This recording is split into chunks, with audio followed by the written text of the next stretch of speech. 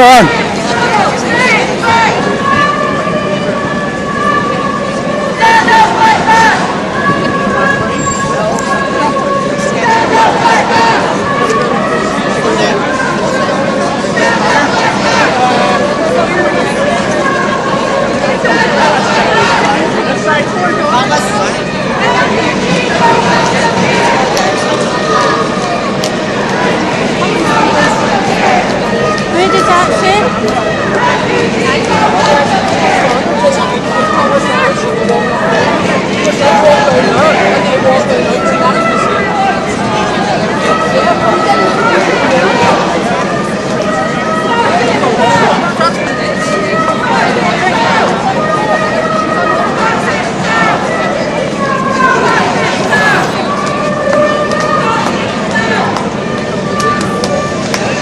Anything that comes to food.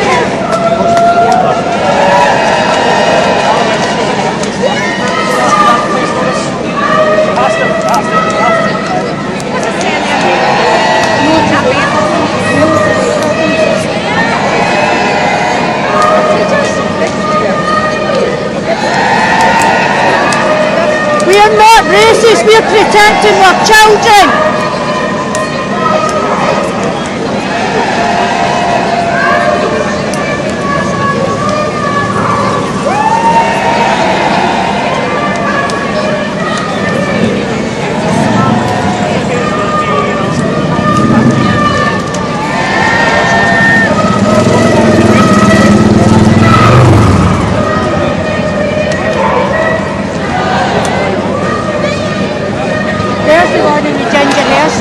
Irma. How long? I don't know.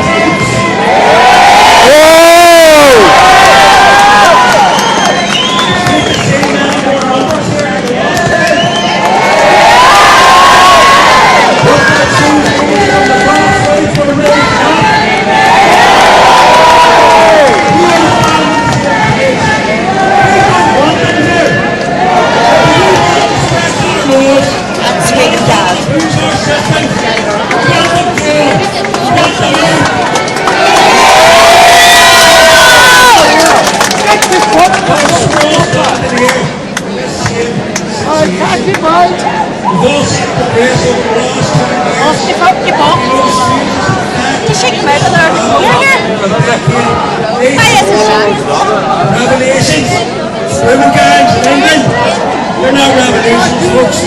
These are just bringing truths forward. These people who run our societies get very brazen and bold with the information they want to release to us. This plantation that we're now facing, this is the plan, folks. We, the native people of this island, have been waking up for well over a decade now. To the point we know that we live in a corrupt system.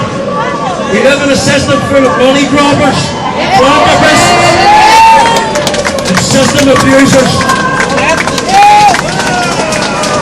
When there's a woman over in England serving 2 years for a tweet post, there are pedophiles getting released on a daily basis up and down this island, folks. Many of them are standing opposite here behind us today. The mass crusade disappeared before the folks. These people are wearing their masks. Why? Because they have something to hide. As one man says, can't stand their own smell. Folks, these mass crusades go on a long time now. These people are wearing their masks because they're hiding. They're hiding from us. These people live amongst us. These people have communicated with us. When they hide over there and oppose us, we are only here for the secure future of our children. Our children have no future. And what future do we have? Is anyone born? We only know folks 4 years ago the slogan was, see it good, Bonnie. Your Thomas Slogan says, your body has the death cancer because the COVID patients filling up the hospitals and they're gone down. That was another lie, folks. And now, people are dying. They want to confuse us and tell us that this is a medication. But that's the case I come around this patient. We went from net loss, and net gross loss due to this migration. We sustained the migration for 20 years. I know made some of the Ukrainian nation is one thing that sends over the course for this dystopian future. That's quality. We are not obligated to accept third-world behaviours, folks. We do not believe in third-world ideologies. We do not believe in abusing the fragile minds of our youngsters. We believe in learning to grow. To a fair and equal education. Which is another one. Kids not even get out of school now. Yeah, that's right. Why the appetite of workers in? Taking for all these children there, replacing our children, folks.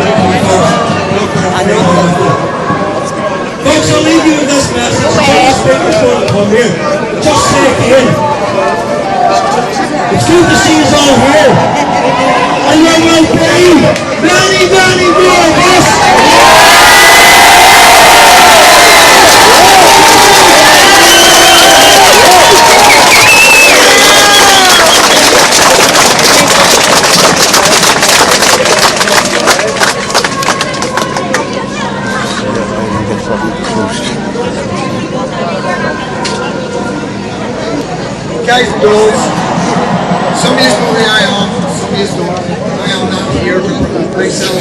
I am here to promote these amazing girls. I come here to speak to you guys. So much adversity from all sorts of directions. You really do not know how much pressure these girls are under from communities, from organisations that you don't even know about, you know. And cheers, man. So I'm going to introduce Orla. You got to understand the pressure this girl's under, so I want you to give her a big round of applause because she's absolutely amazing.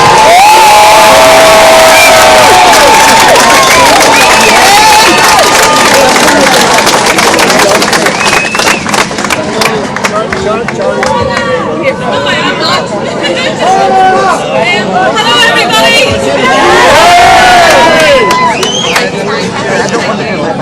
Hello everyone, and I've got a wee one right here, so we're off track, alright? So hello everyone, and thank you so much for coming today. It really does make a difference when we make the effort to put feet on the street as opposed to just online support. It really is now or never. We have to show our dedication and our resistance to what's being pushed upon us from all angles. So again, I thank you all for making the effort in this gorgeous Saturday afternoon to be here. You lot are the reason why things are going to change. Across Ireland alone in recent weeks, we've seen a huge uprising unfold. And it's beautiful to see. I can't hear two people back and I'm trying to let somebody know. The people are alive now, braver, stronger and unified more than ever. Look at our two communities standing here today, guys. I'm ready for Richard. So, the people are alive now. We have says no and concerned parent groups popping up all over. We have peaceful gatherings happening, social media pages popping up. We have people sharing their personal accounts of things happening. We have photo and video evidence of incidents happening all around us too. I'm sure you have seen them. I'm sure you have seen them online. Crazy. So,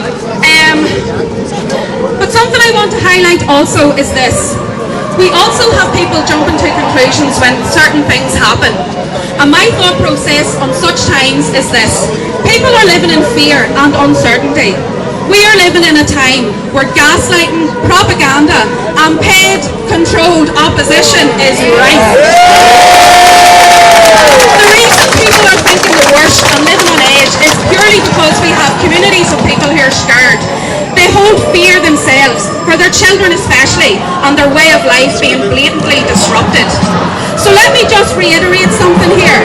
An entire nation of people across the West, who are the majority these days, are not wrong. We are not wrong, guys. We see what we see, okay? What we see, what we hear, and what we feel happening in our communities isn't made up nor fabricated like the puppets and their puppet masters try to gaslight us to believe. As we stand here in opposition towards the governments, the WHO, WEF, UN, EU, and their policies, or lack of, should I say, we are met by counter rallies each time. These lunatics behind us here. Virtue signalling, because that's all it is. And I think most of them don't even realise it. Full of people who counter-protest our valid concerns over government control with LGBT and Palestine flags. Which further proves to me the point has been missed completely by these people on the other side. But it doesn't surprise me at all. Does it surprise you? No, clueless. The people we deal with in these counter rallies lead with hatred, intimidation and chanting like schoolyard and mob mentality vibes. This is under their guise of equality, peace, safety for all, and everyone's voices should be heard, but only for who they feel deserves it. Funny that. And once again, no surprise there, these people, I have experienced this myself heavily. These people will hunt you down in your place of work, your sports teams, your friendship circles, and try to ruin everything you have and your character purely because they can't accept a different outlook to theirs. How crazy is that? Yeah, exactly.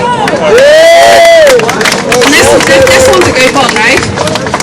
I've seen videos of these counter-protesters saying they fear the men of our communities more than anything or anyone. I just watched this yesterday actually.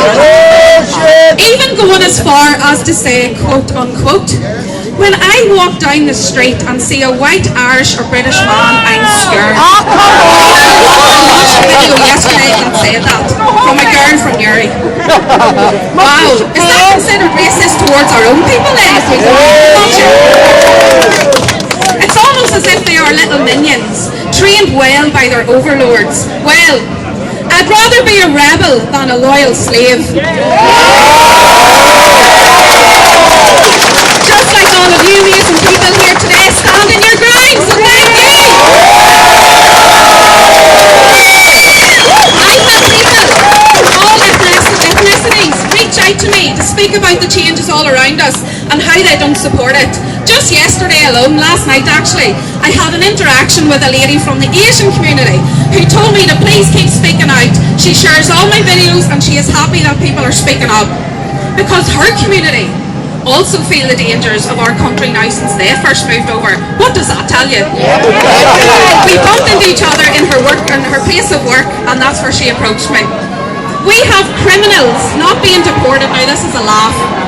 We have criminals not being deported because their children like the chicken nuggets too much over here. True story, right?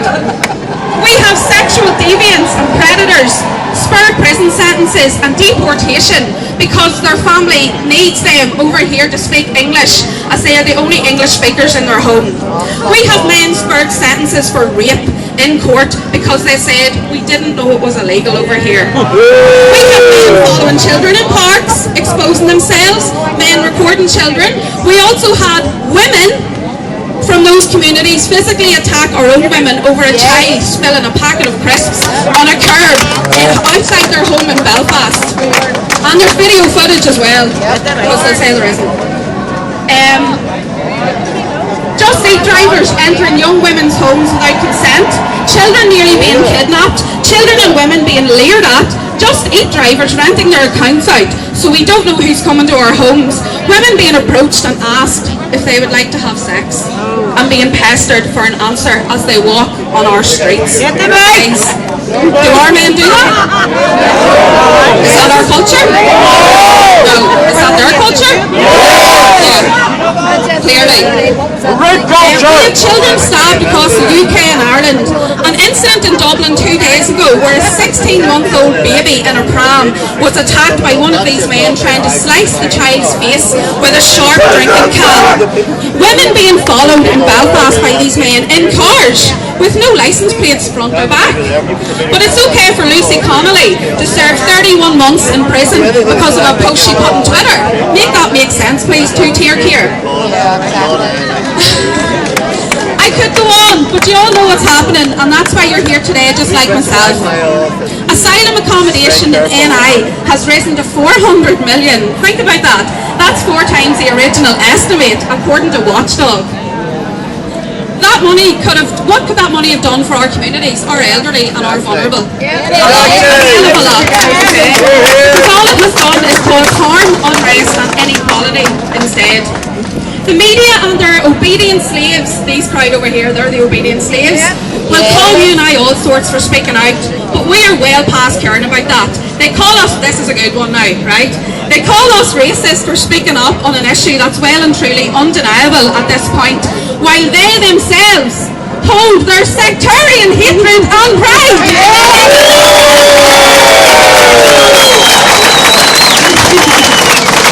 Hypocrisy, huh? They hate to see our communities coming together, but they want peace in other countries. So let's keep uniting and let's keep getting stronger together. I'm nearly done, guys. I'm nearly done. This is not about orange or green at this point. This is about keeping our communities safe no matter which one we come from. And I'm glad you all see the bigger picture, so thank you very much. Governments across the West have lost control, and it's people like you lot here today that have made that happen, so thank you for being the warriors that you are. I want to thank all the speakers here today as well. They're very brave. A lot of people pull out because of the backlash, because of fear of losing their jobs, whatever else it may be. So I'm going to leave you on a wee thought, and it's one you would have heard before. Mass invasion of a country is an act of war. Yes. A government failing and refusing to protect its country is an act of treason.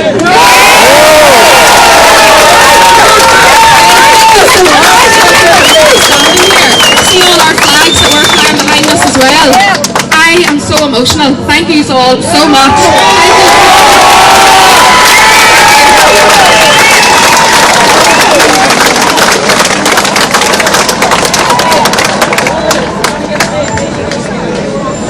Well, what a speaker, guys.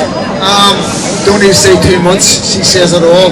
I just want to say what an amazing turnout. Great to see the tricolour.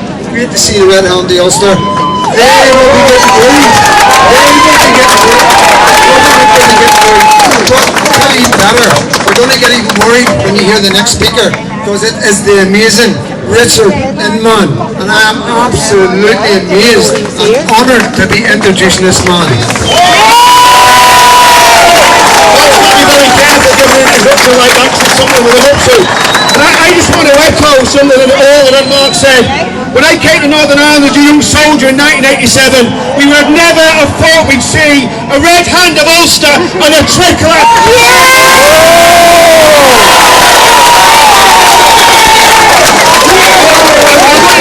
The first time I saw this was in 2018 when my good friend Tommy Robinson was in prison.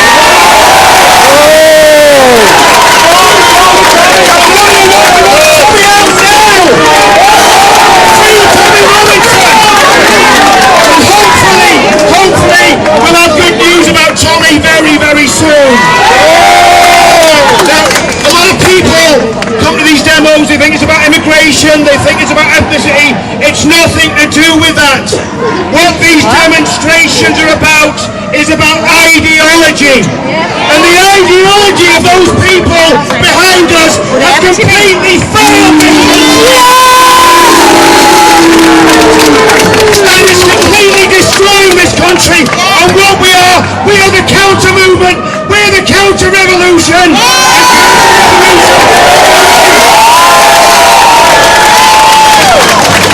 I want to mention today, and it might offend some people, but guess what? I don't care if you're offended, I'll do it anyway, and I'll say it anyway. I want to mention two ideologies today. The first ideology I want to mention is Islamism. Now let me explain what Islamism is. I'm not talking about Muslims. I'm not talking about the very nice guy that drives a taxi or serves you a kebab. I'm talking about a fascist, fundamentalist, totalitarian ideology that has one goal: imprisoning every single one of us and in an Islamic state, and we must stand against it.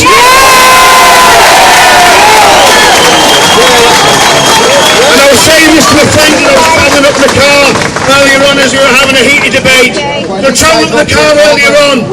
We are the last bastion of Christianity, whether it's Protestant or Catholic. Of Christianity in the United Kingdom. In fact, I'd go as far as to say we're the last bastion of Christianity in the whole of Europe. Northern Ireland has a unique place in this battle for Western civilization, and every single one of us, including everyone standing here, can be proud of taking the stand that you're standing. Give yourselves a round of applause. I think about Orla sent me a text this week, saying she's getting hate from the police. The police should be arresting the people over there. Betraying this country and betraying the people of this country. The people should be arresting the people in the Alliance Party, Sinn Féin, the UUP, and all the other traitors that are not just betraying Northern Ireland, they're betraying the whole island of Ireland.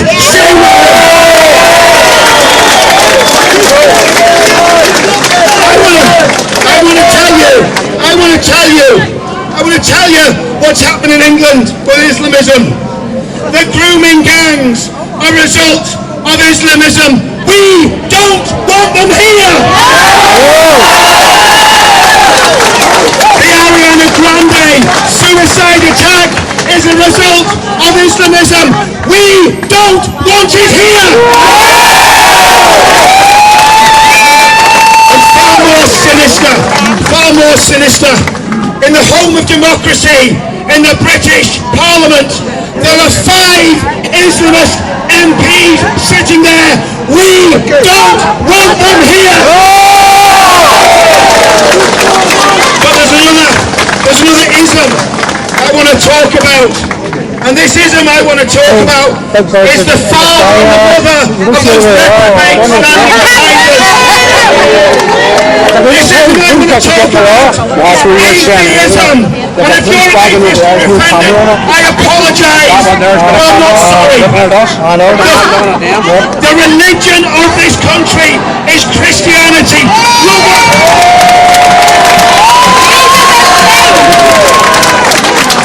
Look at the fruit of atheism in this country. Look at the fruit of it. Look at the fruit of atheism in this country. We've now got abortion on demand. That was never a thing before that law in that parliament in England brought it upon us. Look at the fruit of atheism. We've got this transgender madness. That's because there's no morality in atheism. There's no peace in atheism. There's no purpose in atheism. There's no soul in atheism. And of course, there is no God in atheism. Atheism has brought a curse on this Christian land.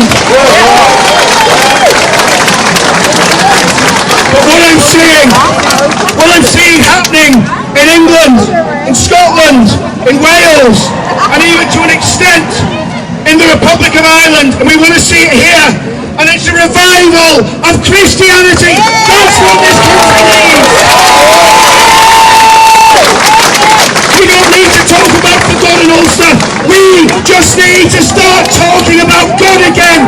If we turn back to God, if we turn back to Christ, we will win this battle, and victory will be mine in wars.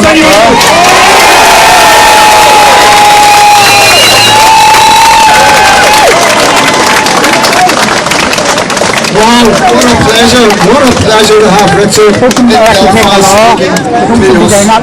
So, the next one, she's very small, but believe me,